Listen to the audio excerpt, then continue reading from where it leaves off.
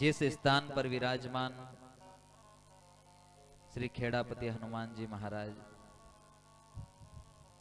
जो समस्त गुणों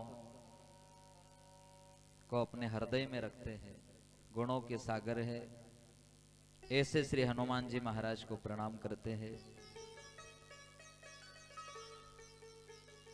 कहते हैं कि भगवान को सबसे प्रिय हनुमान जी क्यों है? इसीलिए है क्योंकि हम सब हनुमान चालीसा में पहली चौपाई आती है, जय हनुमान ज्ञान गुण सागर। हनुमान जी के पास गुणों का सागर है, इसलिए वो प्रिय है।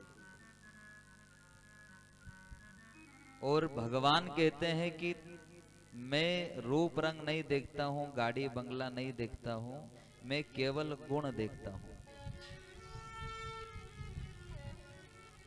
और गुण कहां से मिलेगा? सत्संग से। अपन जहां बैठे हैं, ये यहां मंथन चल रहा है। क्या मंथन चल रहा है? समुद्र मंथन।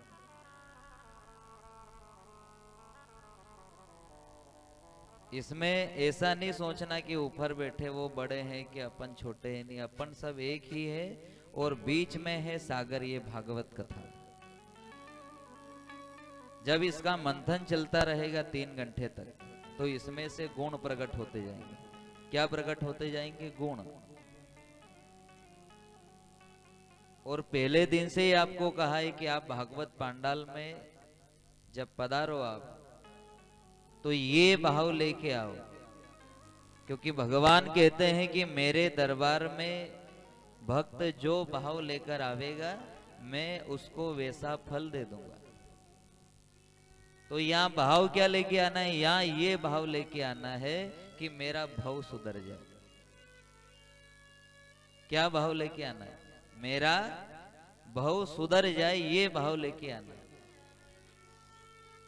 ये संसार की चिंताएं लेके नहीं आना, मेरी ये इच्छा पूर्ण हो जाए, ये मनोकामना पूर्ण हो जाए, नहीं, मेरा भाव सुधर जाए बस। राजा परीक्षित जब गुरु के शरण में गए, तो यही भाव लेकर गए कि बस मेरा भाव सुधर जाए। सत्संग जो है हमें जगाने का काम करता है कि जाग जाओ, क्योंकि आत्मा का जो सच्चा सुख है वो केवल सत्संग में ही है। इस संसार में जो कुछ भी दिखाई दे रहा है वो आत्मा को सुखी करने वाला नहीं है। आत्मा को सुखी करने वाला केवल भगवान है, भगवान का भजन है। और ठाकुर जी से प्रार्थना करना है, प्रभु हमें ना तो कथा श्रवण करना आता है, ना प्रार्थना करना याद है, ना तुझे रिझाना याद है। क्योंकि भगवान स्वयं कहते हैं गीता में कि अर्जुन, मैं नर नारी के बुद्धि से परे हूं। भगवान कौन है? भगवान वो है जिसे नर नारी कभी समझ नहीं सकते। हमारे पास वो बुद्धि नहीं है कि हम भगवान को प्राप्त कर लें। अपन तो सिर्फ प्रयास कर सकते हैं, उनको याद कर सकते हैं। कल भी आपको कथा में कहा था कि सिर्फ याद करना है, भगवान को याद करते रहो, याद करते रहो। और जब याद करते रहोगे तो जहां की रही भावना जैसी। बाकी अपन अगर यूं सोच ले कि नहीं हम भगवान को प्राप्त करें, तो वो हमारा भ्रम है। गीता में अर्जुन ने पूछा भगवान से कि हे प्रभु, हे केशव, आप ये बताइए कि आपको कौन प्राप्त कर सकता है? एक एक शब्दों पर ध्यान देना। क्या रोज जो नियमित पूजा पाठ करता है वो आपको प्राप्त कर सकता है? या फिर जो तीर्थ यात्रा करे वो आपको प्राप्त कर सकता है? या फिर जो बड़ी बड़ी कथाएं करे वो आपको प्राप्त कर सकता है? जो बड़ी बड़ी जटाएं रखे वो आपको प्राप्त कर सकता है? या बड़ी बड़ी दाढ़ी रखे वो आपको प्राप्त कर सकता है? आपको कौन प्राप्त कर सकता है? जो बड़े बड़े यज्ञ करवाए, क्या वो आपको प्राप्त कर सकते हैं? एक एक शब्दों पर ध्यान देना। तो भगवान कहते हैं कि ना तो मैं यज्ञ से मिलता हूं, ना कथा से मिलता हूं, ना तीर्थ यात्रा से मिलता हूं। फिर अर्जुन ने पूछा कि आप मिलते कैसे हो? क्या करने से आप मिल जाते हो। ऐसा कोई सा तो साधन होगा नहीं कि जिसे करने से भगवान मिले।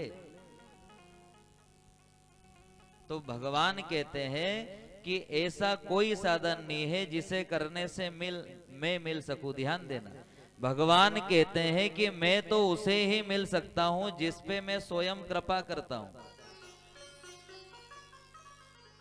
भगवान ने ये नहीं कहा कि यज्ञ करने वाला, कि कथा करने वाला, कि तीर्थ यात्रा करने वाला मुझे प्राप्त करता है, नहीं।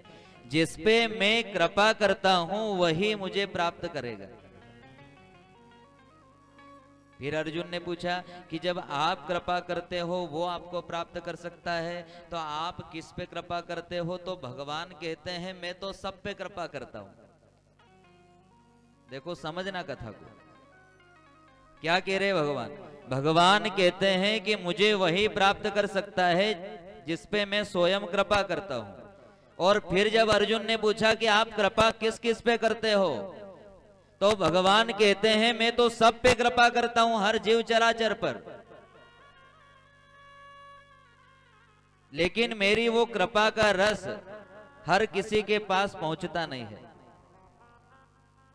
क्यों नहीं पहुंचता? तो भगवान कहते हैं कि मेरे कृपा का रस उसी के पास पहुंचेगा जो निर्मल है, जो दयालु है, जो झुका हुआ है, जो सरल है, जिसमें किसी प्रकार का छल नहीं है, कपट नहीं है। मेरे कृपा का रस उसी के पास पहुंचेगा जो मुझे ढूंढने का प्रयास करता रहेगा। भजन करते रहो, सत्संग श्रवण करते रहो, गुणी जनों के संग में बैठते रहो। बाकी ये नहीं सोचना कि मैं ये जो कर रहा हूं इसी से भगवान मिलेंगे, नहीं। मैं तो कर्म कर रहा हूं, भगवान जिस दिन मेरे ऊपर कृपा करेंगे उस दिन भगवान मिल जाएंगे।